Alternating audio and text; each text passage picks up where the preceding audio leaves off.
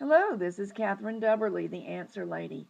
I'm a big fan of Kiss Looms. I greatly enjoy mine, and I am cooperating with Kelly at Kiss Looms to make you a playlist of all the basic techniques that you might ever want to know on all of the looms. So welcome and enjoy. Let's do the back stitch bind off. This one's a close match to the E-wrap cast on. So if that's how you cast on and you need the two ends to match, and as a matter of fact that is how I cast on, so you'll get to see in a minute, this is a good way to go. You can use either of these tools. This is a double eye needle. This is a regular yarn needle. One a little bigger than this would be better, but this is the one I have handy. A plastic one works fine too. As a rule of thumb, you need 3 times the length of the work that's on the loom, plus something for a yarn tail. I tend to be generous because there's nothing so upsetting as running out of yarn 3 stitches from the end. I'm going to try this particular tool. I am working on the regular gauge slim loom. Let's look at backstitch bind off for the Brave. It's not actually as scary as it looks, and this will help you to envision what's actually going on, and then we're going to do it on the loom the way most of you are going to do it. So don't panic. I'm not requiring that you pull it off the loom as I did, but if you use one hand to pinch the loops ahead of yourself, nothing dire will happen. I like to work, I'm a right-handed person. I think if you're right-handed, working from right to left is easiest. Opposite if you're left-handed. So just arrange matters so that you end on the side you want to work from. Now, I've threaded my yarn tail in my needle. I'm going to go down through stitch 1, up through stitch 3. And I'm pinching stitch 2 between so that it doesn't go anywhere. There's nothing in it yet. So I'll go down through stitch 2, up through 4. Pull snug but not tight is usually what we want. Now there already is something in stitch 3. So the very first stitch is a little different than they become later because we're always going to be going twice into most of the stitches. So we back stitch, as in back up from the stitch that the yarn came out of, to go down through the previous stitch and up through the next stitch, skipping the one the yarn just came out of. Now we go down through the one that we skipped, skip the one the yarn is emerging from, up through the next one.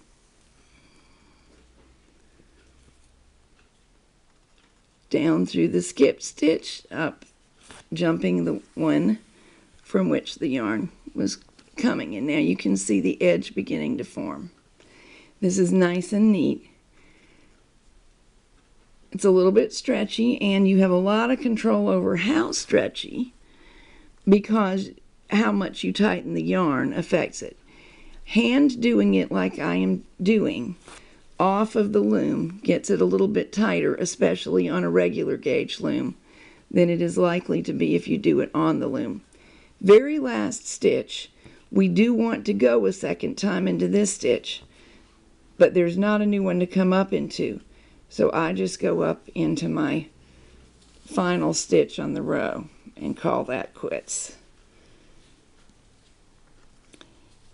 There is a similarity between the E-wrapped cast on and this bind off. It will be more similar with the looser version that you'll see me doing as it comes off the loom.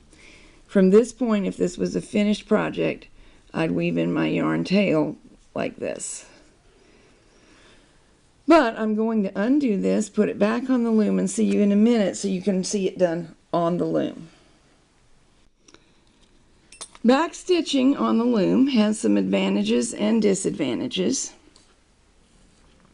in that the loom will hold the spacing for you. However, now you have to work around everything about the loom, so that makes it tougher. Also, it tends to come out a little bit looser So I'm going to go down through stitch 1. The yarn is coming out of the back of stitch 1.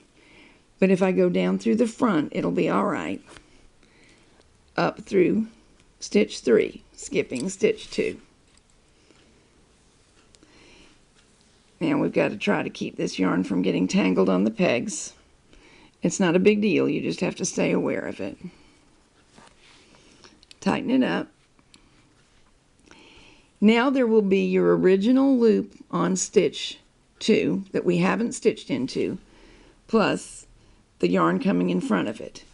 Go down behind both loops. Don't get tangled. Sometimes it's easier to go ahead and pull tight after every phase of this. Not super tight, but snug. Skip the stitch, the next stitch, come up through a new stitch. Now we go back, this is why it's called back stitch, back to the stitch we skipped, down, up through a new stitch.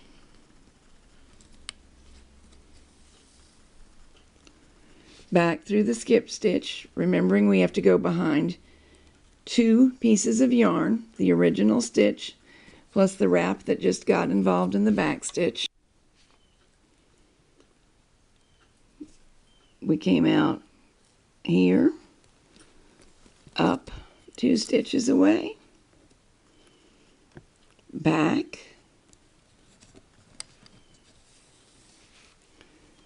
keep the yarn free of all the pins and pegs, pull it snug,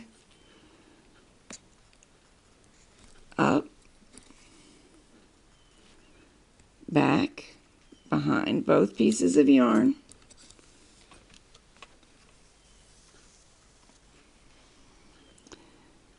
skip the next stitch, up 2 stitches away, pull it snug, down behind both bits of yarn. I'm caught on something. Aha, there we go. That can happen. That's why you have to control your yarn carefully. There we go. Pull it snug, up through the final stitch, back, down through both pieces of yarn, behind, not through. And now I don't have a new stitch to go up through, so I'm going to go up through the final stitch. We'll lift it off. There you go. Cast on, bind off. One more little back stitch variation. I tend to believe that the down up movement is simpler on this loom, but you might not agree, and it's back stitching that makes it back stitch, not whether you go up first or down first. So I could go up, down,